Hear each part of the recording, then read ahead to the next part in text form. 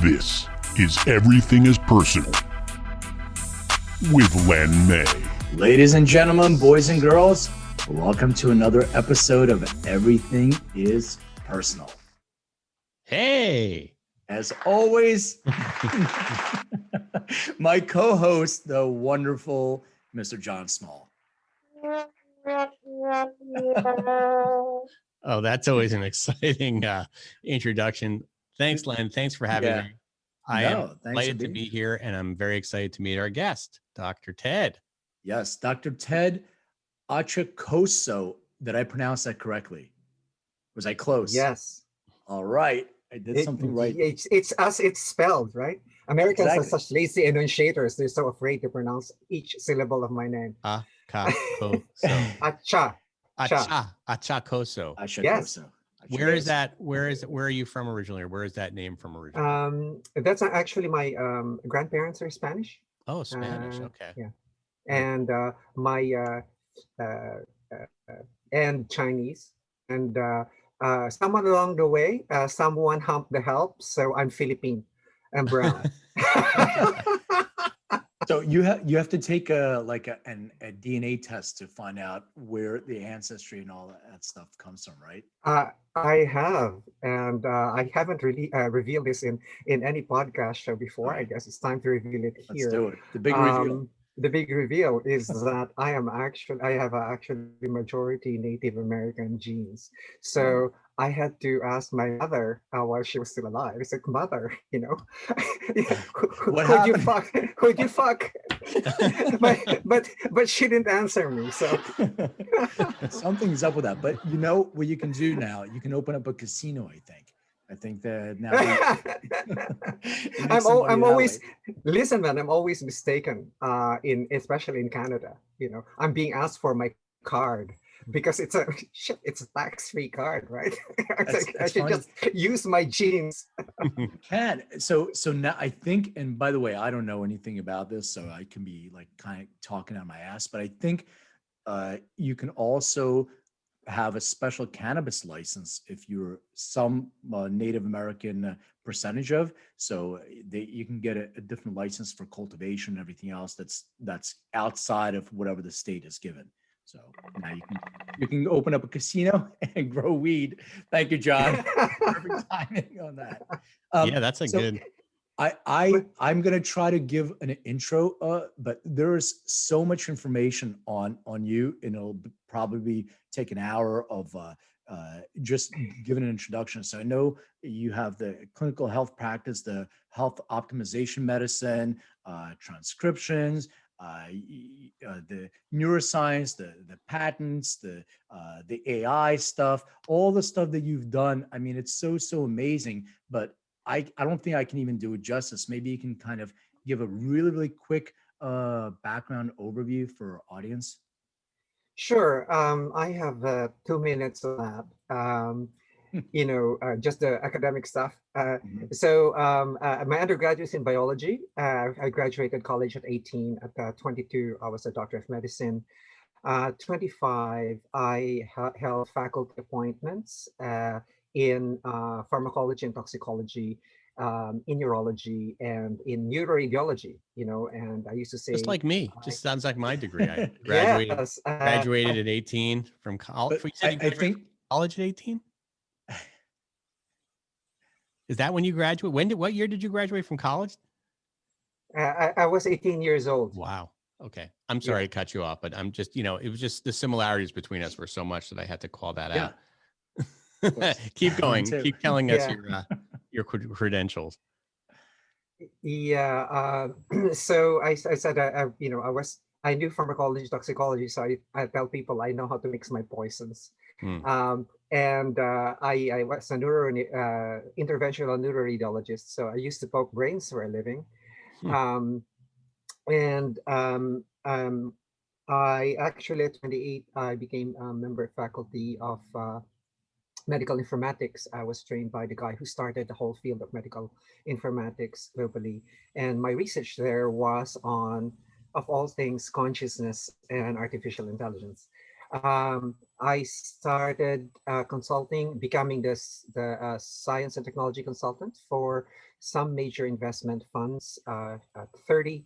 And at 35, I started my own company, which provided the first commercial wireless groupware application, right? And then at 40, I said I have had enough of the world for a while. I would like to just stare on my monitors. So I didn't know anything about money. So I studied money and how money went around the world. And I traded currencies using artificial intelligence models that had an evolutionary structure to them, or evolutionary perspective to them. And then I retrained and a friend of mine who I was trained, the guy who trained me in finance essentially was the guy who started the whole idea of socially responsible investing. He started the Calvert Group and all of that. And he came to me 5 years later and said, "Ted, what you're doing is a zero-sum game. No one's getting better at what you're doing." So I went to Europe and I became board certified in anti-aging medicine and nutritional medicine. And then shortly after that, I started what you mentioned, Len, now, which is the clinical practice of health optimization medicine and practice. Right. And that came about actually in several ways because everything is like disease oriented, right? When you go to a doctor, it's all about repairing you for something. You go there and you're repaired for something. And I noticed that, there was no place where you could go and have yourself maintained. Your car is even luckier because every 3,000 miles you get a beep, beep, in for maintenance. But for humans, we have no such thing. And I wondered why that was. And when I looked at it, I saw that the difficulty there was in the technology, right? But then I already saw that the technology was available for us to do, instead of diagnosis and treatment of disease, we can do detection and correction of imbalances. So the first question I said is like, how can we detect, right? What science can we use? And I was lucky that metabolomics was already then mature. It was 40 years old when I started this whole field. Excuse me. And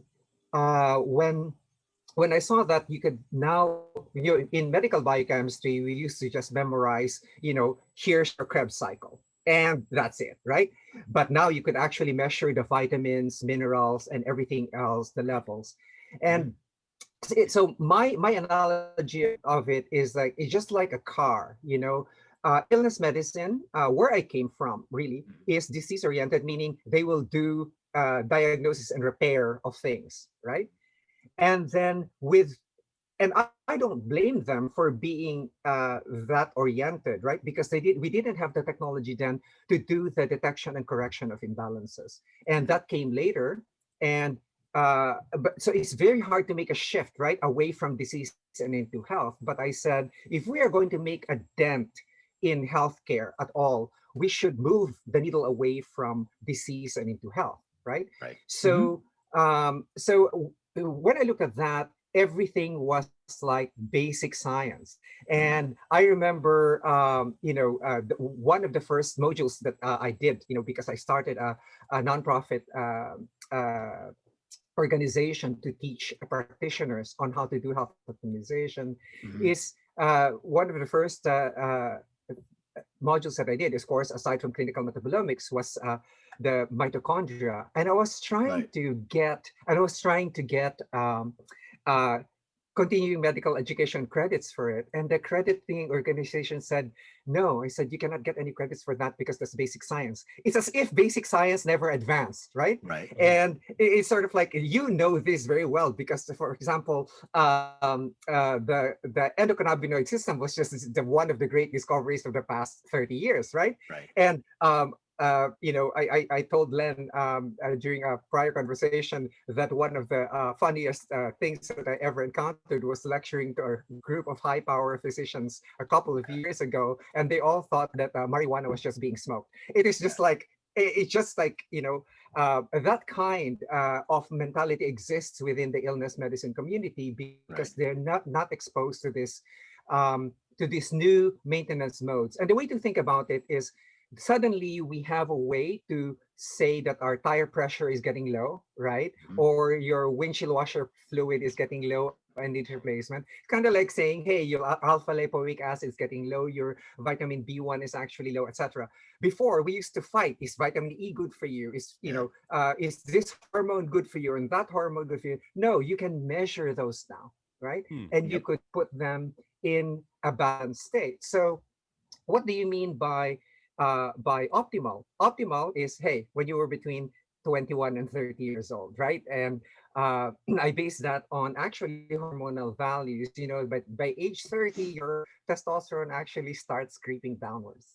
So not mine. Mine was going up. It's still going. I don't know who you're talking to. I don't know what you're talking about. See, that's one of the symptoms of a low testosterone. Okay. Okay, you're delusional, right? I'm getting delusional. Kidding. So and one of the things that bothered me is that we don't have, although the World Health Organization has a definition of health, it's not clinically actionable, right? So I devised actually clinical definition of health. Health is an optimal physiologic state, right? So it's a state of physiology or a function that that is characterized by ABC, right? A is very simple. A is the absence of disease. Okay, that's illness medicine. Right. So we'll give them that. Plus B, the balance between the anabolic processes, or the processes that make systems grow, and the catabolic processes, those that destroy, right? According to C, the life cycle of the organism. When a child is young, it's bent towards anabolism. The child's growing, right? When you're old, it's bent towards catabolism. And you can fractalize that. It actually goes, for example, inside our bodies. You could see that our body actually balances those systems all the time, for growth or destruction. And that's also the mechanism by which we balance things. So that's, for me, is I don't like to use the term wellness because I'm reminded of a wellness masseur, right? Or a wellness masseuse. It's being co-opted by everyone else. So let's have an actually clinically actionable definition of health, not some wishy-washy stuff, that's good to look at in paper, but actually is very difficult to implement, in the clinic. And my point of view, really, Len, is, hey, I have a patient or a client in front of me. I call them clients if they're not sick, right? A client in front of me. Well, what the fuck do I do, right? And that's the thing that's with me. It's the same thing that when, for example, you're looking at, say, there's a client in front of you asking about cannabis, right? What the fuck do you do, right? How how are you going to go about these things, and for what indications are you actually going to do it? So that's health, right? For optimization, as I touched on earlier, you try to put on the values between 21 and 30 years old, or when the evolutionarily derived values. For example, vitamin D is evolutionarily derived, right? Because it's higher in the Maasai tribes. It's like 50 nanograms, right? So, and you see very low incidences of diabetes and cancers and so on. And then medicine, it actually means what do you, or practice is actually what do you give, right? To maintain this balance. And my first line is always what is being used by the body, right? What's being used by the body to do this. So if you lack alpha lipoic acid, you give it. If you lack the B vitamins, you give them. You lack testosterone, you give it, and so on. But you have to make sure that you're doing it in a network Our Right. big mistake is giving, for example, just testosterone alone without checking all the other hormones. All Right. the hormones are in the network. You touch one, everything else moves. Same thing with your vitamins and minerals. You touch one of them, it moves. And a simple example of that, for example, if in the wintertime when people are sucking on so much zinc, right? Mhm. They are actually peeing out their copper. Yep. So they Yeah. get into some sort of a copper imbalance. So our bodies are wonderfully dynamically balanced that way. and Yeah. and so that's the first line in medicine. And then the second one will be the phytoceuticals, like your phytocannabinoids, for Right. example, for as an anti-inflammation, or your fungiceuticals. Well, Mhm. we hope that we're able to give magic mushrooms soon, right? Well, that's a good In some dose. segue, Dr. Ted. So I have a question for you. This is for our Yeah. audience because we really want to understand. So as a shaman yourself, and if I'm incorrect about this, let me know. But maybe you can explain to our audience and educate them on the benefits of psychedelics, and we can talk about the differences because and we talked about this previously, the lumping together of all Yeah. these substances. Maybe you can kind of educate our audience about that a little bit. Sure. Let me just finish the layers, and then we'll get into that second Okay. layer. Okay. Got it. So that's where that's why I'm the herbals, etc. They come as second layer, and the last layer is your drugs, right? So it's the last thing that you do. And Mhm. so that's basically health optimization, medicine, and practice. It's really very simple. But Got it. I'm meeting you not at your level of organ or not at your level of a person, but I'm meeting you at the level of your cell, right? Mhm. Inside your cell, where you're producing all of these metabolites. For sure. Before we get into the psychedelics, I'd like to put in where the endocannabinoid system fits, right? Sure. So there's the the concept of endocannabinoid system and the endocannabinoid tone, for example, Mhm. will is also a concept of balance, right? It's a concept of balance. If you have too little of it, then you know that you have either pain, inflammation, and uh, I love Ethan Russo's triumvirate of diseases, right? Mhm. Migraine, fibromyalgia, and irritable bowel syndrome, because I've seen those in my cases, and I've actually prescribed cannabis to these people, uh, and it works, right? So there's that endocannabinoid system, so it's also a system of balance. And now that endocannabinoid system is one of the system of balances that we try to balance out in health optimization medicine, right? And practice. So what other systems are there, right? And this is where we're getting the confusion, right? Of lumping psychedelics together with cannabis, right? Right. And Mhm. we should remember, for example, I had a quote about using cannabis to calm children down in ADHD, and I said that's a different.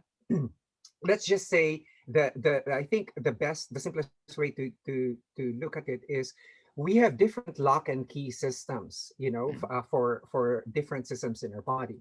The endocannabinoid system has your endocannabinoids as a key, and then your receptors as a lock, and then for ADHD, etc.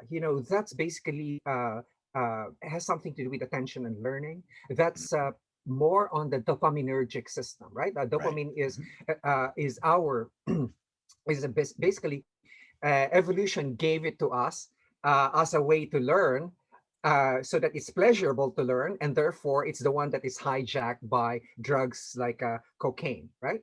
Mhm. Cocaine would raise your dopamine levels by about 4,000%, right? Right. So Mhm. that's the dopaminergic system, and then you have the serotoninergic system, right? The one that's another lock and key system for the serotonin for your mood, right? So is that And MDMA?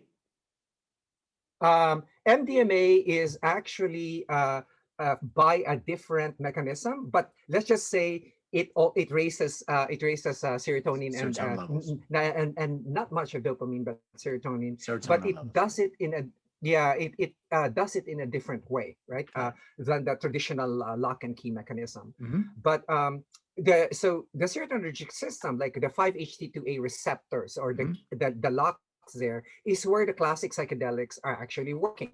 So here's where we discuss the psychedelics, right? So the 5-HT2A, so you have dimethyltryptamine, the active ingredient in ayahuasca, for example, and you have psilocin. Your body converts psilocybin to psilocin, and that's in the magic mushrooms, right? And then you have your LSD, right? Your LSD actually has been shown. Why is the effect so long? Is because it actually binds very tightly to the 5-HT2A receptor, right? And it actually has a lip on top of it. It develops a lip on top of it so that the molecule doesn't escape that quickly. And I know I spoke to you on Bicycle Day, and a belated Happy Bicycle Day.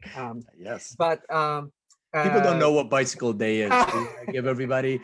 I mean, I know what it is, but maybe we can tell somebody. I don't know what it is.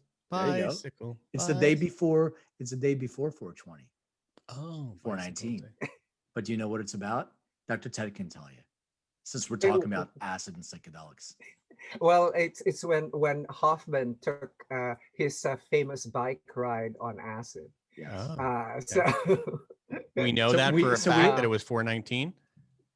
He documented it. Oh, great. Okay. Yes. Yes. So we celebrate on 419. We celebrate Bicycle Day to celebrate psychedelics, and on 420 we celebrate cannabis. So April's a great month. And then we sleep the rest of the week. And today is Earth Day, man. Yes, don't forget. 421. Oh, right. Earth Day, 421. 422. Yeah.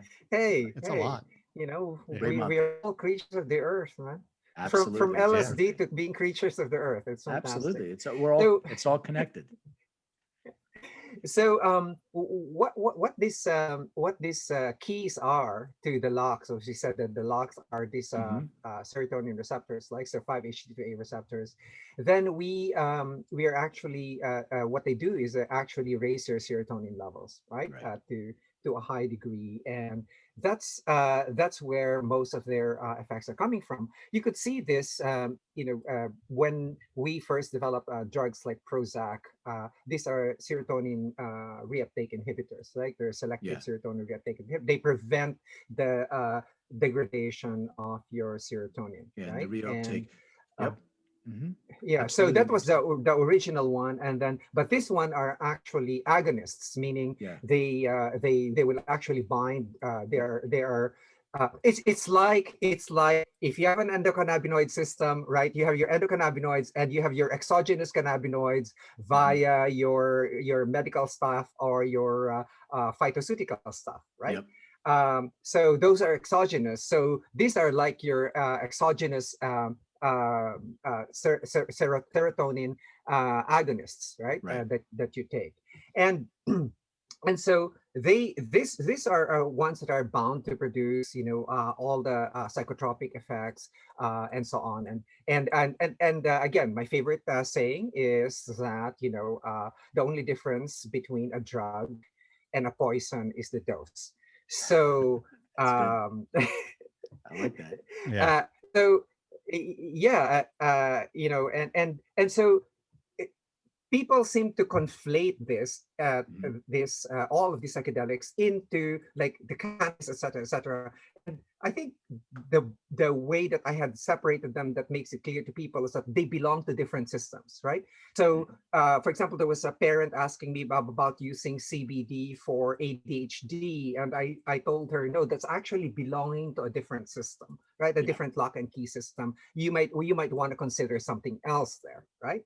In terms of so that it doesn't confuse the public, right? In terms of so when you're looking at, well, what about psychedelic drugs? Well, you're probably referring to the classical psychedelics, and that's probably going to the serotonergic system, right?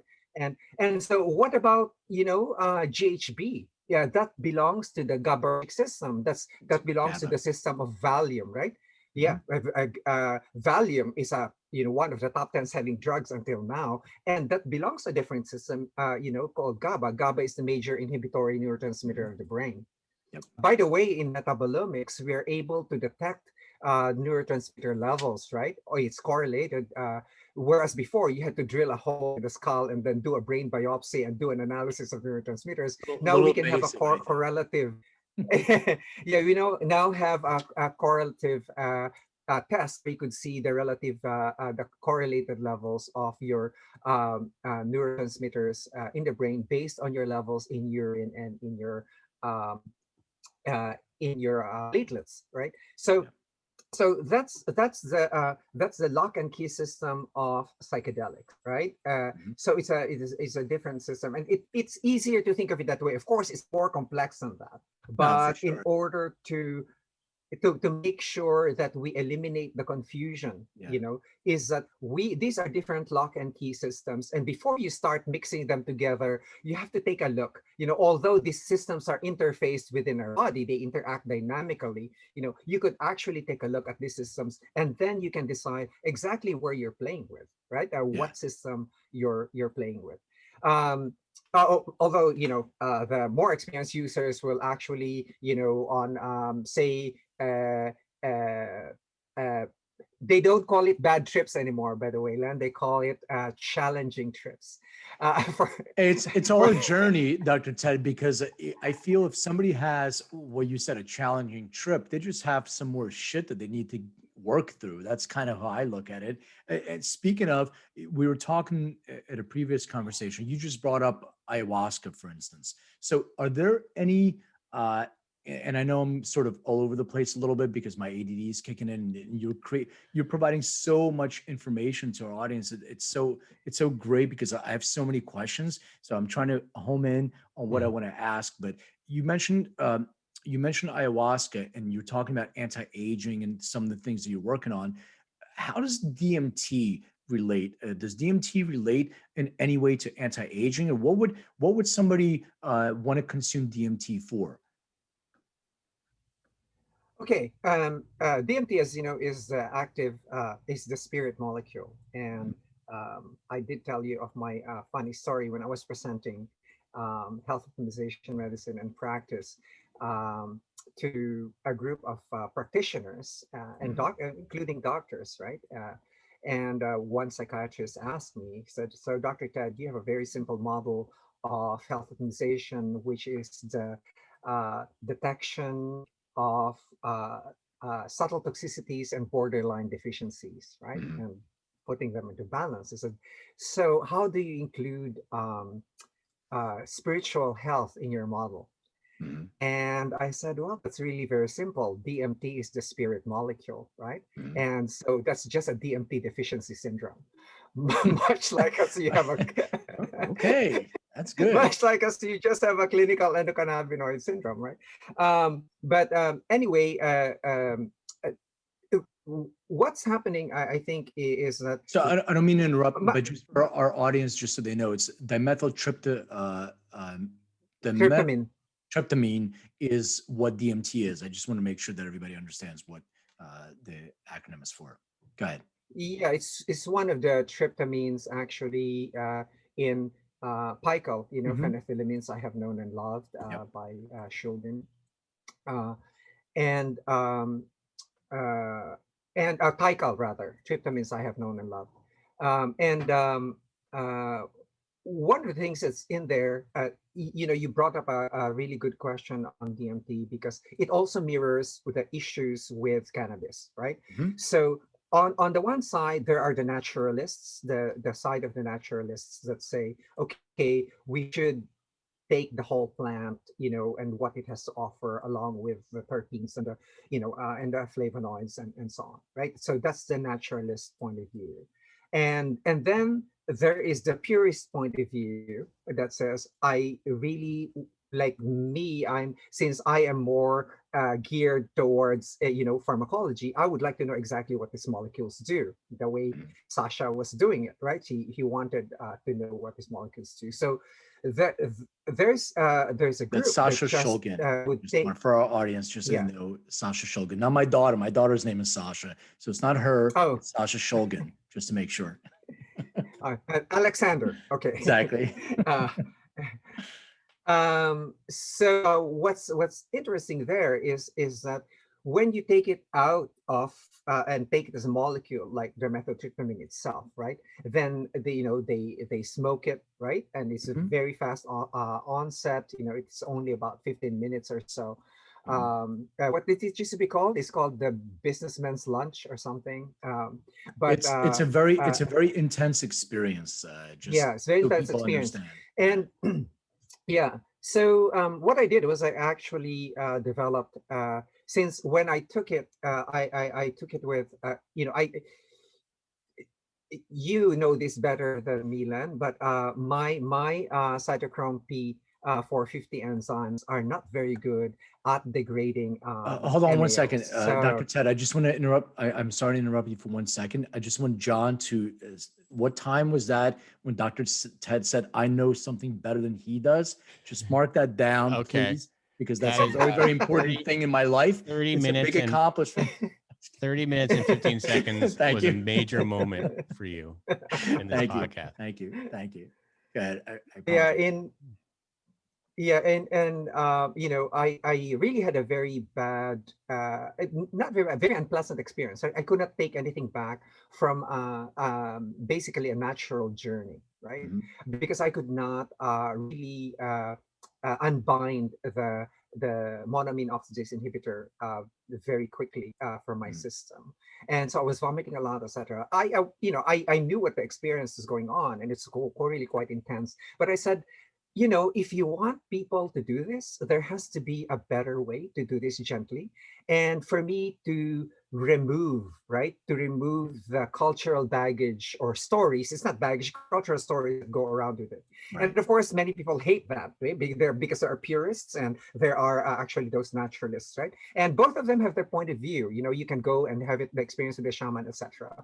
But for me, as a scientist, I'd like to know what's going on in my system.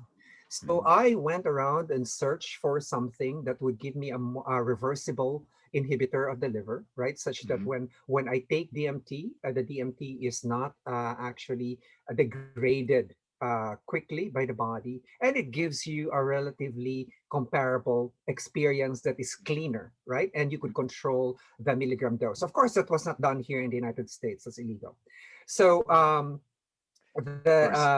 of course, it's illegal. So nobody can ever do DMT in the United States because it's illegal. You can't do it. So we're not advocating. But there are two religions, right, that are allowed to give ayahuasca. One of them is Santo Daime, right, and the other one is Unico Vegetal. So if you want to take ayahuasca, you go join those religions. In fact, I have a doctor acquaintance who, because he liked the effect of ayahuasca so much in his life, he became and learned how to train to be a priest of, I think, Unico Vegetal. But anyway. That's beside the point. So you said something that was interesting. You said you have to take when you take a dose and you have a challenging experience, then you did not take enough, right? Then these are things that you need to process anyway. There are two ways that I look at this, Len, from an enlightenment point of view. So let's just give a quick definition of enlightenment for me, right? What is enlightenment, and this is what these spiritual states and so on. And for me, it's like enlightenment is simply freedom from the illusion of the self, right? It's very easy to say and difficult to achieve. Easy for some, instant for some. But at any one point in time in our lives, we are able to experience this, right? For example, when you see a beautiful sunset, you're struck in awe. Those are moments, right? And being able to sustain it is actually sustained enlightenment. So there's a loss of self. The self is not necessary for that whole experience. When you're in a flow activity, like me, when I was doing minimally invasive neurosurgeries, you lose track of time. There's no you. There's just everything that's happening and that's going on. So those are experiences where the self is not necessary, and those who are advanced will actually say, hey, it's actually possible to live to live without actually invoking the self. You just should be able to see, right? You'll be able to see when your ego arises or when the self arises. I like to use the term self more than ego because ego has become tainted with the definition of, one's inflated sense of self-worth, right? But actually the self is I'd like to emphasize this, it's not a noun, it's a selfing, right? It's a process that goes on. So if you imagine that there is a circular lights, right? And they are just blinking one after the other, and when they start blinking in synchrony, you see a circle, right? And what meditation does to you, or what psychedelics does to you, is actually to slow that down to a point where it's still blinking, and but there's no more circular pattern because that's the illusion, right? Or it stops blinking at all. So what does it have to do with our psychedelics? Well, our psychedelics are actually like the classic ones that affect our serotonergic system, are known to affect what's called the seat of the ego, or the seat of the self, which is the default mode network, right? And that's a set of structures in the midline, concentrated in the midline of the brain, right? Where is your autobiographical center of gravity, right? It's like my name is Len, I was born here, and et cetera, et cetera. Everything that refers to the self. And it's necessary in evolution to have that, because you need to have an interface, right, of yourself with the other. And so usually the worst egos come out, right, when you abut with another person, right? Or when you abut with a certain relationship, not necessarily with a person, like with a job, with your mortgage, etc., etc. For sure. So there are two ways that you can look at this. When you take psychedelics at high enough dose, say, the tripping dose for mushrooms is like 2 to 5 grams, right? Or that's by the way, I'm not. Would you call the hero's dose? The hero's dose is about 5 milligrams, right? I right. Yes. But hey, I'm not recommending this. Right? You can just do a Google search for this, and you can find these doses out there. Yeah. For LSD, it's about 100 micrograms, right? And so you can actually do a search of this stuff. And for me, the goal of those high doses is really to blast through all the emotional crap that you have, and just be blasted to outer space, because that will actually take out your ego system, and just blast you to outer space, where you experience selflessness, right? When you take a dose below that, then you're stuck with dealing with all of that. You're dealing with it in the moment stuff. Because you don't have enough to be able to blast off from that stuff. But what would be great really is that if you did this with a guide, with someone, because the experience is better when you do the integration period afterwards. It's a professional, someone who's trained in the process. The Multidisciplinary Association for Psychedelic Studies, they train therapists to do this, to be able to do this. Like, for example, Roland Griffith's work in Baltimore, right? It's more like they say that a mushroom journey on a full dose is like one of the top 5 experiences in one's lifetime, even if it's a difficult journey, right? It's one of the so that affects your serotonergic system in a scientific sense. And what that does is actually decreases the blood flow to your default mode network, and increases the activity of the task positive network, which is the network that is more towards the peripheral sides of the brain, the front and the side, right?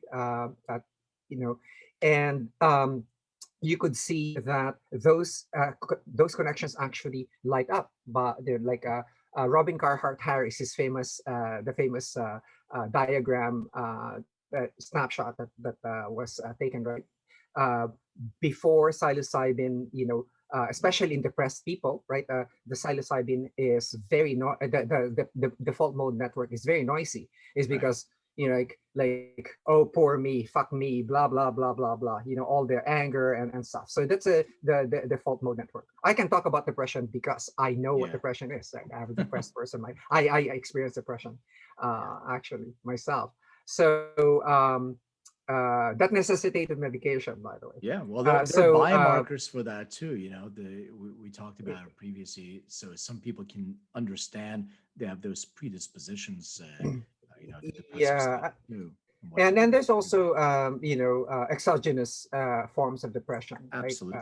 When there's a trauma and I'm glad you brought up having a guide. So it's very, very important for people to understand that doing anything. I can't stand this terminology of recreational, because I don't even understand the point of it. Everything is a drug. It's a drug. You have to understand that you're putting something in your body, regardless of what it is. You're getting guidance for anything. And it's really important. I'm really glad you brought that up. I had a quick question for you. Do you have like a favorite biohack that you can share with our audience? Like anything that they can take back? I know I read somewhere that you had something for, was it jet lag or hangover or something of that nature? Something that would be interesting to share with our audience. My biohack is actually got turned into a product of in prescriptions. Well, look at that. It's a segue for look at that. I don't know how I possibly have done that. I know. you know how to lead a conversation, Len. One of the things that was really bad with me is I fucked up my chronobiology, right? And because I'm rarely in a single time zone for 2 weeks at a time, and I used to say that heaven for me was being in a single time zone for more than 2 weeks, and therefore your listeners will hate me that I've been in heaven because I've been in quarantine for a long time. But yes, when you land, you see all of these people who think they're important because they're either running countries or acting in important films and stuff like that, and you have to be 100%. You're meeting with people who are important decision makers, or just really want to give your best to the client care and patient care, because I do have an international practice. And you can't be sleepy in front of them even after 22-hour flight across the world, and you have to be there and you have to be fucking on, right? Yep. And so I created Blue Cannatine, which is really methylene blue. Methylene blue is, of course, is an electron donor, right?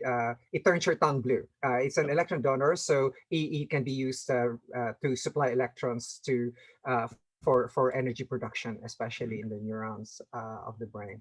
And then it has actually nicotine. As I said, it's a small dose, about 1 milligram of nicotine, because nicotine is very good for your short-term memory, right? Your short-term memory. Remember when you're fucking jet lagged, you're like, what did I just say?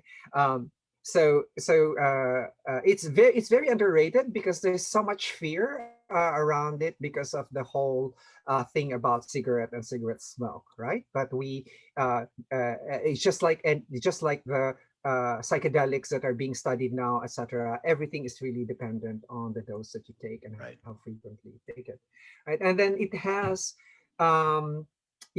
since nicotine can give you a sharp or pointy feeling, right?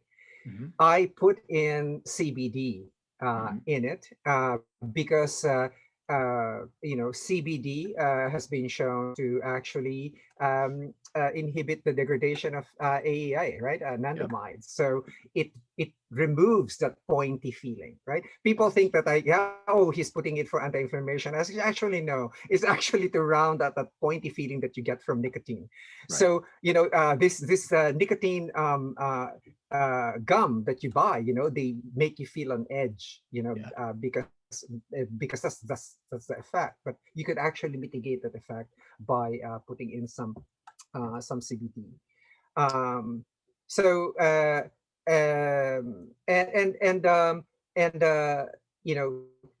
basically I'm just trying to address, all the things that will make you function. And so because I was so envious of remember there's an old movie called Limitless where he had the NZT 40 Sure. Yeah. pill.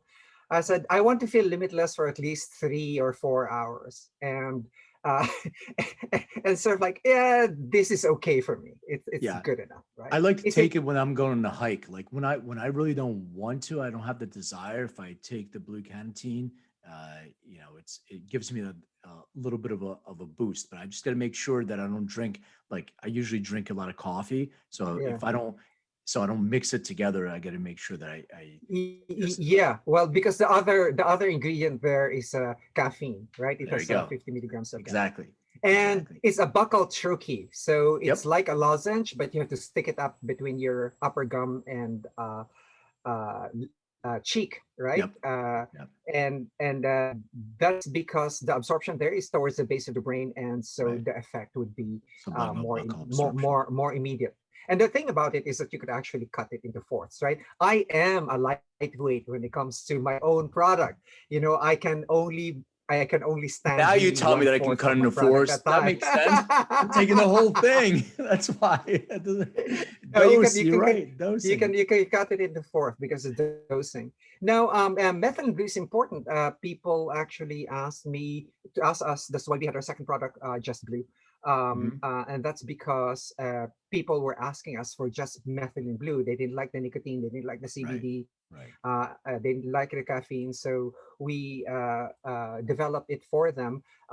Actually, if you take a look at literature, methylene blue is being studied, being used in clinical studies for diseases that have cognitive decline, like Sure. Alzheimer's, Dementia. Parkinson's, and, Yeah. and and all of that.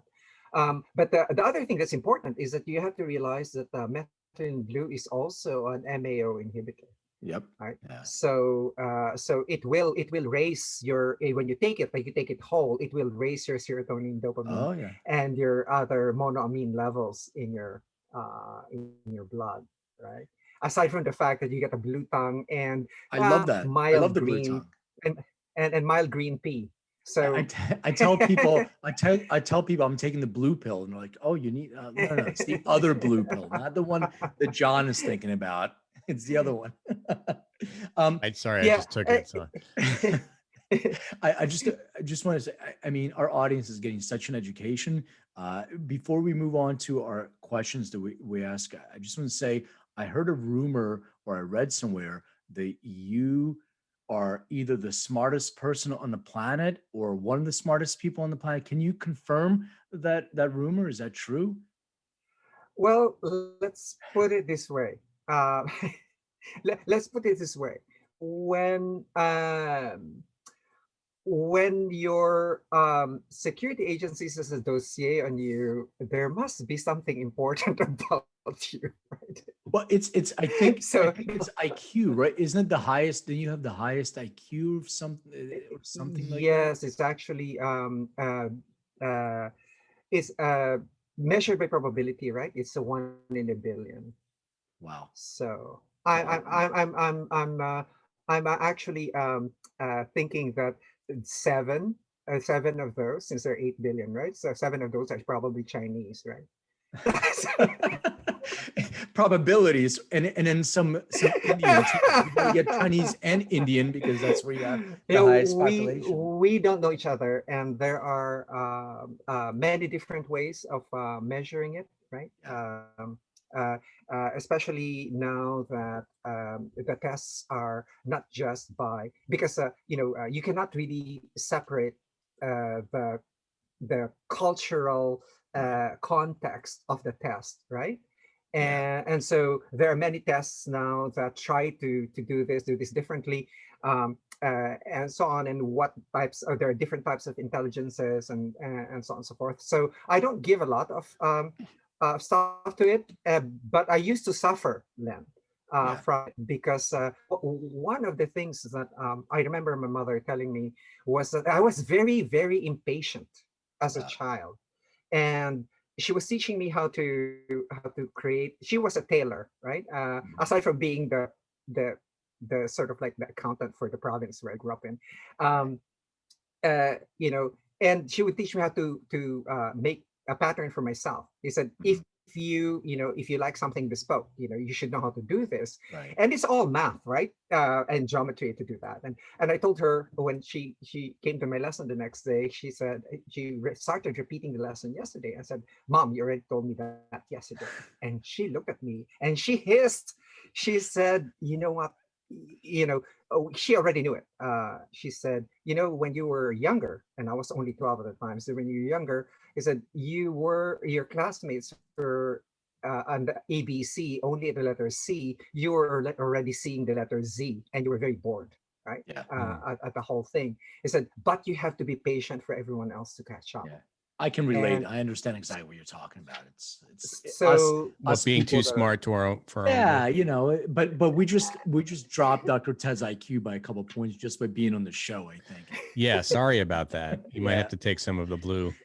Yeah, Blue Cannatine too. You know what she said, Len? She What's said, may you be in a field that requires patience. So I became a professor, had to be patient with my students. I became a doctor, be patient with your patients. You have to. You need patience for that for sure. That makes total sense. All right, so let me. It's a rare quantity these days. Let's go through our questions. So this is going to challenge you a lot. So get really prepared. I know you have this high IQ. These are super challenging questions. So I want you to get really ready for that. Okay. So the first question is, please describe your first experience with cannabis. Oh, my first experience with cannabis was horrible. So like John's. Yeah, I was having this migraine, and a friend of mine, it's been going on for several hours, and a friend of mine said, Ted, here's a one hitter. He said, I said, I didn't even know how to use a one hitter. So this is how you use it. And so I took it. And so I had the most psychedelic experience of my life. It's like, they were there in the room, and I was in the couch. I was really tripping because I could hear, what they were saying to each other had a three-dimensional form in the air that was getting transferred back and forth, right? Everything was just like, it was like an LSD trip, losing the sky of diamonds. Everything was just like the music had color and was bouncing around the room, and lots of the synesthesia. I have mild synesthesia in some ways, because sometimes, for example, particular numbers would appear sharp to me or rounded, or so that would be the feeling, right? And so all of those became like those mild synesthesias that I had just took over, and it was a totally psychedelic experience for me. But it was the reason why it was so bad. It was so fucking disorienting. Like it's like I'm having this headache. I am having this trip. It's like, what's going on in here? I can't wait to do your DNA test. Your end of DNA test and go over your results. It's going to be fascinating.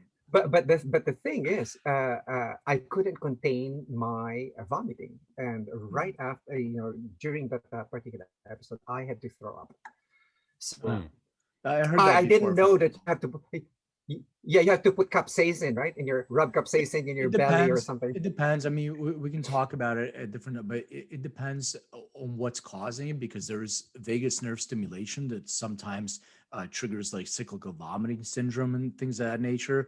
But so, we have to kind of put the pieces of the puzzle together to figure it out. But if you didn't have that, since then it may not be, that kind of could have been just, the cannabis that you got, or dose, setting kind of thing. All right. So I have a next question. I sort of modified my other question I asked, see if you can remember. What was the first concert and the last concert that you attended? If you remember.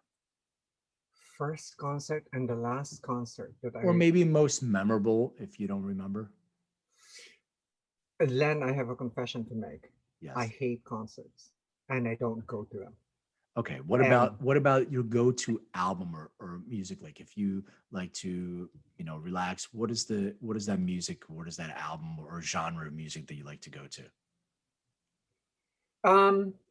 It's actually mixed. I just take a look at, for example, when I want to take when I want to go on my ketamine journey, Mhm. then I put on music. It's all instrumental music. I hate music with lyrics, by the way, because I hate meaning. Right? I Right. don't like meaning in be intruding in my So you're a big fan in of my system. EDM and raves? Like you're an EDM guy? You like the Or classical music? Classical music when I'm in the lab, right? When I'm working with something else, it's classical music. There's a certain forms of music that have been formulated when you're taking these substances, right? Right. So it's just like you just have a playlist of those, like at particular times when something is going on a crescendo, then the music also takes you in You the time that. crescendo, etc., etc. Yeah, Got it. you time that based on your experience. So I have those playlists. So I Got really, I'm sorry, I don't have any single one No, it's genre, fine. but something that for me it's like music is more functional, right? How will it accompany me in the journey, and Got how it. is it going to affect my journey, right? But otherwise, I actually enjoy a lot of silence. That's good too. So what has cannabis meant in your life? Well, but cannabis actually, what cannabis has meant to me more is actually the major discovery of the endocannabinoid system. Mm. Because for me, it will be forever be relegated to the side, right? Mhm. If had we not discovered that the endocannabinoid system exists in the body, and for me, that's the significance. Is why did evolution leave us with these receptors? And and why do we have endogenous cannabinoids, and for which phytocannabinoids like cannabis, can be analogs of? Right.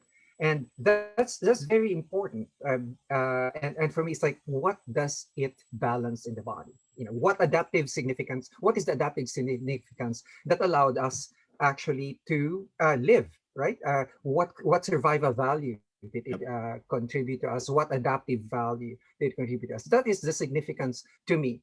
It's not more on a use side, etc., but more on that. What is its adaptive value to us as a species in Yes, general? yes. In fact, what other animals would have these endogenous Yes, receptors, yes. right? So Right. we can take a look at that. And Len, actually, I don't know the answer to this because I haven't taken a look, but you may know. The question that's often asked of me, which I haven't sat down to actually study, is Mhm. because one of the things that I do is to balance your gut microbiota, right? Your Mhm. gut bacteria. And they say, oh, what does cannabis do to my gut bacteria? I said, I don't know. They get high. It's like they start dancing around. The only thing that I know how to answer that from first principles is if they do have the receptors for the cannabinoids, for the phytocannabinoids, then it will affect them, right? In They're some way. But I definitely, don't know what the effect is. yeah. So there are some there are some receptors in the digestive system. So more CB2 than CB1, but there are some with limited affinity for that receptor. So I think it's more of the inflammatory marker receptor. So like more along the lines of enzymes related to CBD than there is really for THC receptors in the gut. So maybe not getting them high, but maybe reducing the inflammation or modulating that. No, that's the gut. I was talking about the bacteria in your gut. Microbiome, Yeah, right? which is Yeah. about 2 kilos. Yeah, yeah. I'm W- sure there is you because know, there's a well, I don't know if they get high or not, but we can definitely get a video in there and see, me sitting there and smoke Bacteria. and then smoke and then We can maybe and show- interview one of the bacteria on the next show or something. Yeah, when we have a guest on, Mr. Mike. All right, so I have because a bone. Yeah, Go ahead. No, it just reminds me of a cartoon, that I saw a long time ago, where there was a rat that was rejoicing. It's like the other rat saying, "What are you so happy about? I just got transferred from the alcohol unit to the cocaine unit." So anyway. There you go. The cannabis unit will make you happy too. All rat. right, so I have a bonus question for you. We ask some of our guests and see if you can remember this. So please describe what your room looked like growing up as a kid. My room was there were 7 kids in the family, so my room was very much like a Sound of Music kind of thing. My father did the Sunday inspections of your closet. Everything had to be lined up, everything had to be clean and neat, etc., etc. And but Len, and this is the unique thing in my family, my father, all the houses that we lived in, he died when I was 7, but all the houses that we lived in before then always had a library. And so it always had a library where all the books are stored, etc. And Right. they were stratified according to your height. So, book of knowledge, popular science, etc., were when you were young, right? And then the Kama Sutras way up top when you had to use a ladder. Yeah. So that's the it's more of a household. You graduate to the Kama Sutra as you get older. That makes sense. The room, yeah, and the breakfast table, which is long, right? Because there's so many of us. Plus, we had 18 household help in the house. So there was a big blackboard where every morning there was a word of the day, and and all of the math problem of the day, etc., etc. That's even before you went to school. Wow. And Sundays was baking time with Dad. So when I saw that, you could actually bake brownies, and I said, this would be fun. It would remind me of my times with my father on Sunday afternoons. Yeah, so, bake some. I got baked with my dad, but I didn't. That's what I was gonna say. That was a little different. You took the words right out of my mouth, man. I was gonna say I love to bake with Dad too. Sorry, somebody had to especially. say it. Somebody had to say it. Good job. Dr. Ted, we want to really, really thank you for your time. Where can people find you, more about your products, transcriptions, anything else? Where can people find more about you? Yes, for the nonprofit, where we actually have a module on if you want to prescribe cannabis to your clients, if you're a practitioner, or your patients, if you're a doctor, we have a module in there that has continuing medical education credits if you are a physician or if you need it as a practitioner. It's at homehope.org, and it describes the whole, it has all the modules that you need to learn to do health optimization, medicine, and practice. So and I heard it's got an endo DNA module. Is that true? It's a rumor. Yeah, it's not a rumor. It's a fact that in the cannabis module, we less endo DNA and tests right in there. Thank you. If you're looking at how to assess your clients, as I said, these are clinical modules where the assumption always there's a person in front of you that is looking for your advice, and you should know what to do with the client. So what tests do you do, and how do you correct the imbalances? So not disease, right? So we're not treating diseases here. Yep. For the for-profit arm, the one that supports the nonprofit is actually Smarter Not Harder Inc. It's snhlife.com. And our motto is to decrease suffering in ourselves and to decrease suffering in others, knowing that there is no other, right? So you and I are the same. The brand of products is better known than SNH Life. It is called Transcriptions. That's prescriptions, but with a TRO because it's a troche. So transcriptions.com has the Blue Cannatine that we talked about, and Just Blue, which is just methylene blue. And in the following months to the end of the year, we're coming out with formulations for just like you, Len, but we have other ingredients in there. We have troches for anxiety. We have troches for pain and for insomnia. So the first to roll out is anxiety. It's already on basically a beta test outside, and we've been receiving good reports in it. As usual, we're trying to push the envelope. We push the envelope with methylene blue and nicotine. Here, we're pushing the envelope with not only with the cannabinoids like CBG, right? Yep. We're also using a few phytoceutical. We're using, for example, kava, right? In here. So like we are pushing the envelope, but we're trying to ride it in between. It's not quite consumer.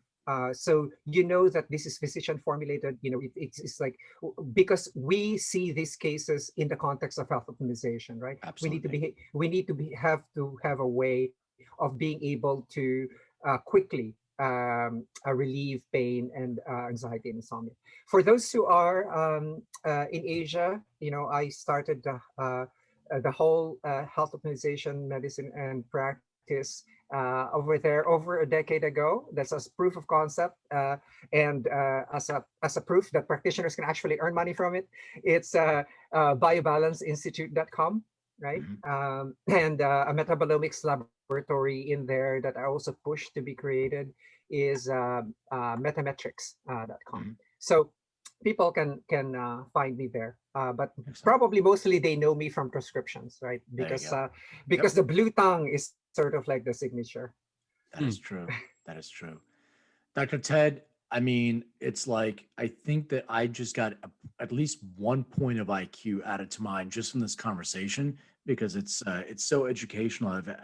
I don't know, like, I can talk to you for hours and hours and hours, but I think we have to move on, and we just want to thank you again for your time and your contribution. So really, really appreciate it. Thank you for coming on. Thank you. Thank you. All right. Take care. All the best. Bye. Bye. Wow. He was smart. So well said. That was it. He was smart. Yeah. Now I almost feel like, what do you talk about after that? You have to.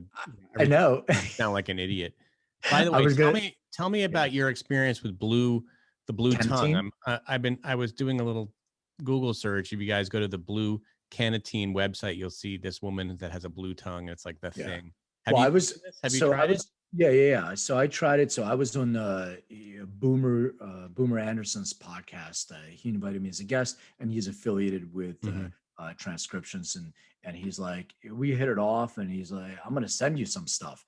And then it just a really small community. I mean, I can talk to Dr. Ted for hours, because he's in the biohacker space. So all, the Dave Asprey's and everybody, he's been on these shows. So yeah, I've taken it and I've given it to people. So for me, I had a good experience. It felt like I drank a couple cups of coffee. I like the blue tongue. I know my body, so I know kind of when things start feeling jittery. I'm concerned about nicotine. I researched as much as I could, because I used to smoke cigarettes in my late teens and very early 20s, and I don't want to introduce that back in my body. So I did, but I've had some people that have taken it that reported feeling extremely jittery and like frantically jittery. So it was maybe too much, or maybe it was, you got to take a smaller dose.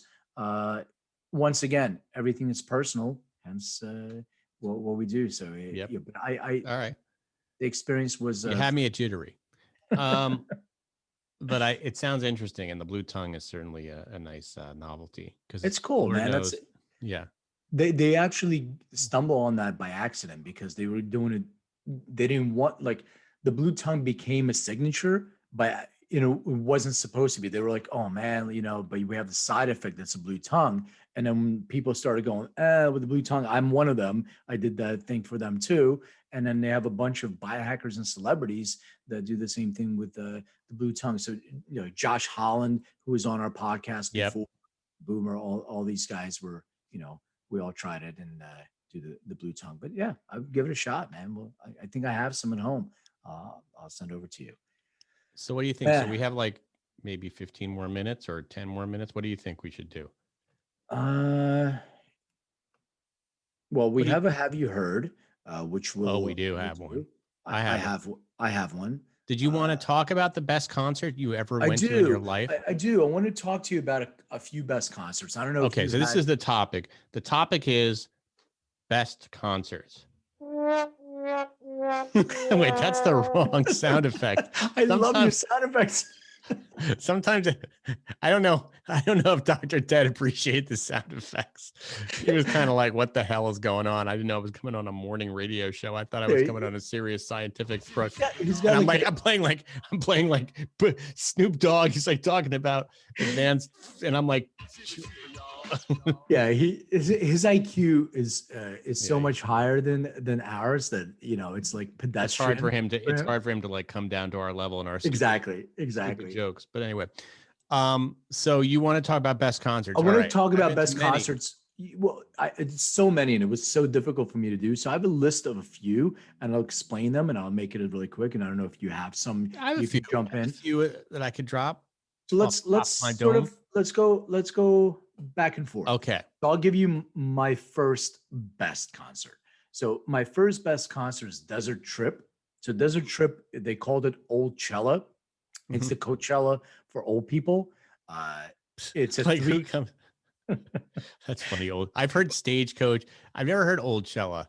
Yeah, Coachella. So Desert Trip was in Coachella region, and I'll tell you how weird it was. So I'm there with my buddy, and I'll explain the concert, but we're looking around. It's like backs of beautiful women, we think.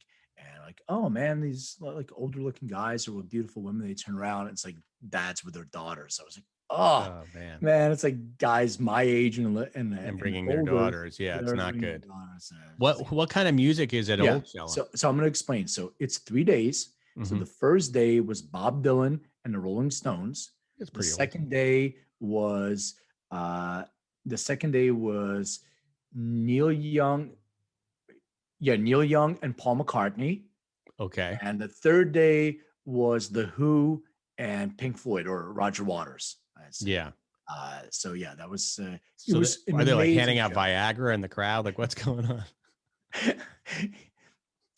It's the blue pill. Pill. I mean, I loved it. I thought it was amazing. It's a great lineup. Yeah. I mean, you can't replace this lineup. They want to do it again for the following year, and the only band that they could get was Led Zeppelin that could even match that, and Jimmy Page, Robert Plant didn't want to do it. But I mean, you have the Stones, you have Dylan, so that was just such an amazing show because you got to hear a lot of those bands play, and they were fantastic. So that's mine. I mean, yeah, that's a good one. I mean, part of the advantage of being old like us is that we got to see some of these people in their heyday. Like I'll be like, oh, I saw that, but it wasn't at the Hollywood Bowl at a kind of like, reliving the 80s concert. Like I saw them actually in their heyday. So one of the concerts I thought of right away, I think I saw this when I was 16 or 15 years old, was the bill was Run DMC was a headliner.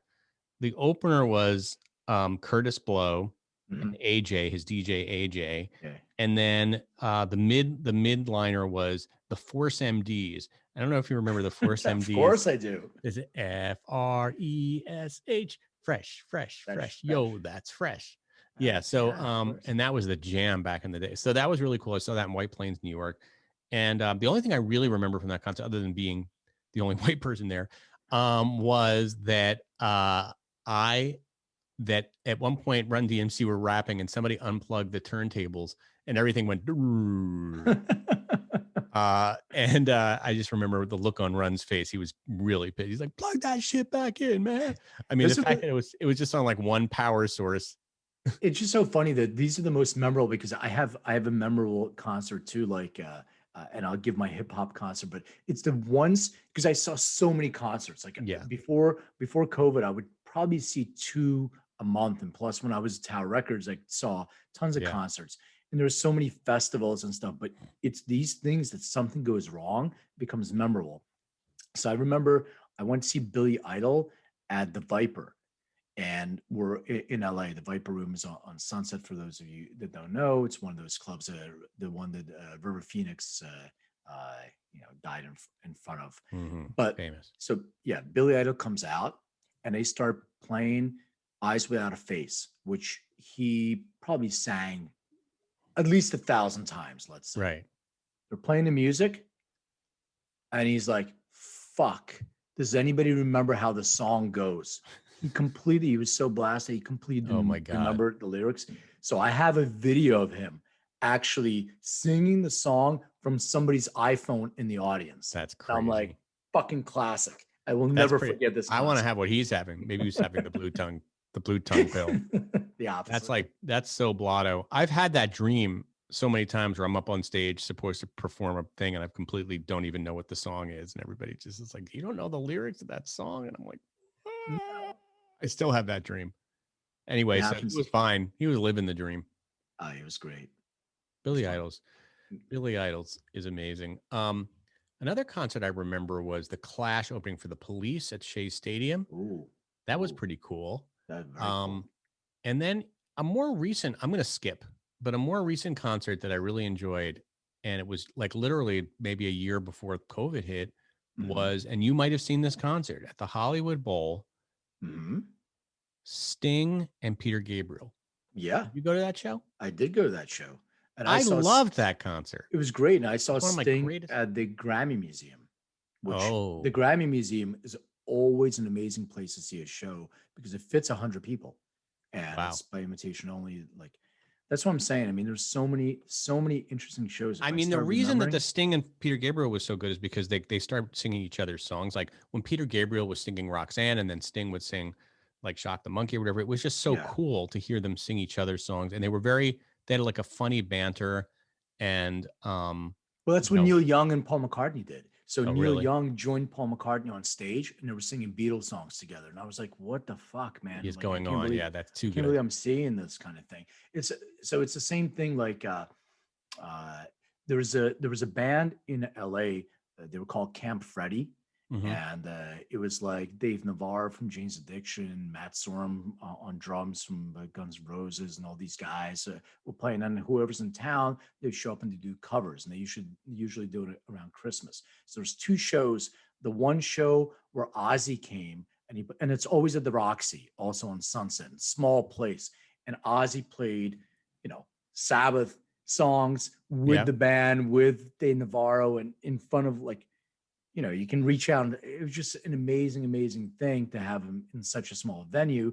And then they changed their name because some of the members left and they became Royal Machines. And they still did the same thing, but we got invited to a concert that did a benefit at the Scientology Center in Hollywood. And I was like, it was the wildest thing. And first of all, it's the Stepford wife kind of thing where they're all really serious and they smile at you really weird. Yeah. And they walk around armed. They have guns. Around. So I just found it, and they kept trying to get me to go on a tour. And I'm like, no. You are not. So somebody must have been part of Scientology that was doing the show. Well, I don't know. Right. Maybe. I don't know who else was involved, but it was really cool. It had they were doing their covers, and then they had some artists that were playing. There were some famous artists, but it was just blew my mind about being in the Scientology Center. So that's another one. Yeah. You have any more? No. I mean, of course. I mean, I've gone to so many amazing concerts, but those are the ones that really and of course the first concert we've talked about where I went to saw the Dead. And I remember seeing the Kinks when I was quite young. But yeah, those are the concerts that really blew my mind. And then more recently when I went and saw Tribe Called Quest perform at the Jimmy Kimmel Show, and they performed outside, and we were just standing so close, and it was amazing. I know. Busta Rhymes. Were you there? Busta Rhymes was there. Amazing show. One other. First of all, that Jimmy Kimmel show, those concerts, they're so cool. I went to see Metallica there. Oh yeah, they're so small. How'd you get in? I had a little in. You must have known somebody. You couldn't just show up, could you? You have to know somebody who knows somebody. Yeah. Yeah, I know somebody who knows. Right. I don't know. I don't know anybody. I just know people who know people. Right. No, but, because they're not open to the public, unfortunately. No, but they're incredible. He takes over basically like a parking lot behind the theater and then sets up a stage, and then it was really super cool. Yeah. So just to run through, I'm not going to go into detail, but I saw Kendrick Lamar and Kanye West. That was an amazing show. Kendrick was fucking amazing, and Kanye's show, I've never seen a hip hop show that puts in so much effort into the actual show. He wore a mask the entire concert. I think I may have talked about it before in a show. He had these visuals, and he had this orgy that he was putting on the ceiling. It was just really cool. This mountain that he had to climb, and Jesus came out. It was really interesting. He did not perform a lot of his hits, but and he did rant. I hate when they do that. He did rant for like 25 minutes yelling, and I couldn't understand anything he was saying because the acoustics were bad. But the show was very memorable. The best show, just hands down, Billy Joel. I mean, just like at the bowl, just because he doesn't have a bad song, and like you can just the whole time just enjoy everything. And the thing about Billy Joel is he doesn't have any new music that he can play. Yeah, it's he's only going to play his hits because it's all he has. He doesn't even have any new songs he's got to bore you with. You know what I found interesting about Billy Joel, and by the way, Robert Plant is that too. They can't hit that note anymore, so everything has one octave lower. So all their songs are lowered. And when I went to see Robert Plant at I think it was at the Greek, which was one of the last ones, he sang. First of all, I sat second row, so it was like right there. But he did like 8 or 9 Led Zeppelin songs, and I'm like, holy shit, I'm at a Led Zeppelin concert. That's pretty awesome. And I've been to Page and Plant before, but this is the first time that they did all like Led Zeppelin songs. So it was really cool.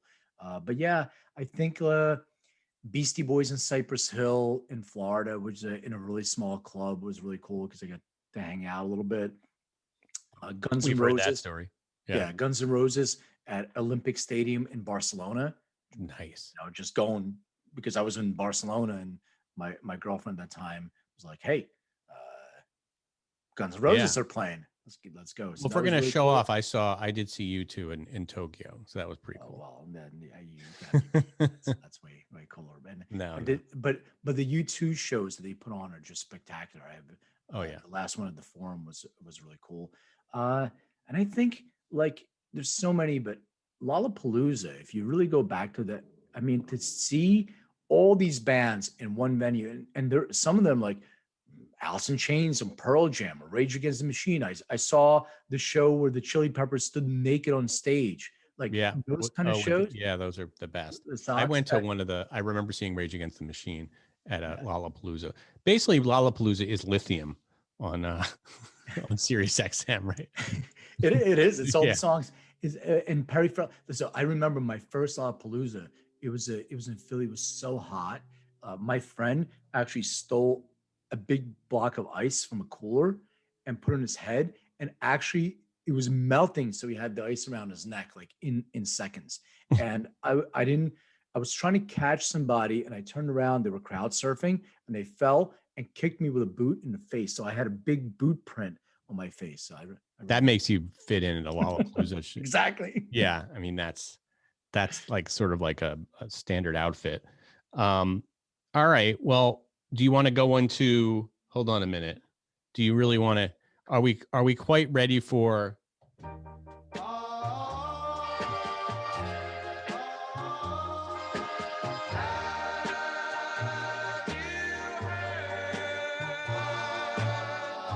Yes, ladies and gentlemen, this is the section of the program where we're called Have You Heard, where Len and I play each other things that we may not have heard. And it's called Oops. And sometimes we have a lot of technical difficulties because a little technical difficulty because I pressed it by accident. But yeah. You want to go first? You want to share your screen? Talking. Yeah, keep talking until I get it set because I have to copy and paste this. You want me to? Well, why don't I play mine since mine's ready to go? Oh yeah, play yours. I mean, why don't I just play mine? I mean, come on, you're working on yours. So mine, you got to see the music video really to appreciate it entirely. But I'm gonna just see if this is the song that I think it is. So hold on a second. Here we go. Hey, check this out. No, this is not it. It's the wrong song. So the thing is, I'm glad you were prepared. Yeah. I looked it up and it came out, but then it didn't. Unprofessional. Oh, it's the worst. I had it. I just had it. It was. Hold on. Let me just see if I have.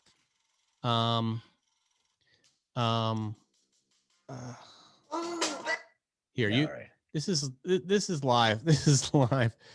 I got mine. Okay. But whenever you're ready to do yours, I'm good. No, I think you should go first because mine sucked. Sorry. You do yours. Right. I'm gonna unshare my screen. All right. And I was so excited to play you mine, and now it's just it's not. Well, go ahead. You can look for yours while. No, I'll listen to yours.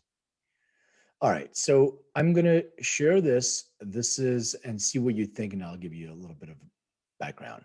I hope this is the right song. Now I've given you the.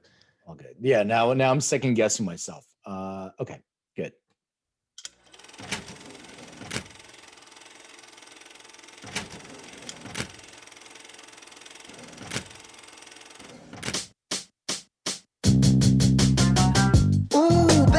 Good as some sheets. It's been a long week. Think I'm finna kick up my feet. I'm craving isolation and a few tangerines. I crave a little me time on my free time, but time be moving slow. But ain't no stagger when I step. I'm a casual man, so I always watch before I tread. I ain't mad. I'm just trying to get my ass about this bit. It's real hard to eat fresh off of ties around your neck. It's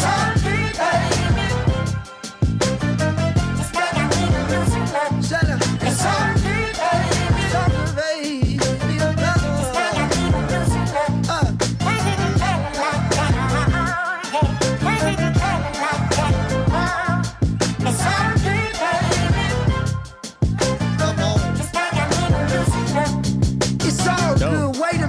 I like it.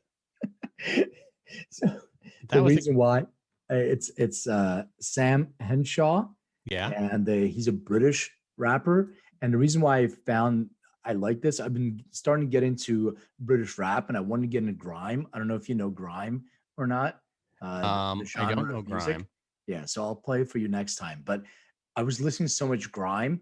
Grime is basically like drum and bass and British rap.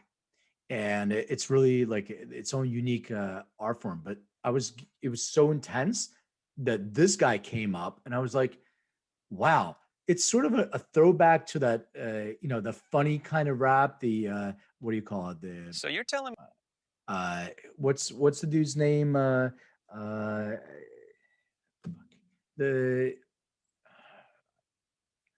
I wish I was a little bit taller. Skilo. Skilo, yeah. We got to get Skilo on the show. I know, I forgot. So this reminded me of that, Skilo, because it's sort of funny, it's self-deprecating, and the guy's interesting. So anyway, that's... Well, that reminded me, I wasn't going to play this, but then my son, will send me things all the time.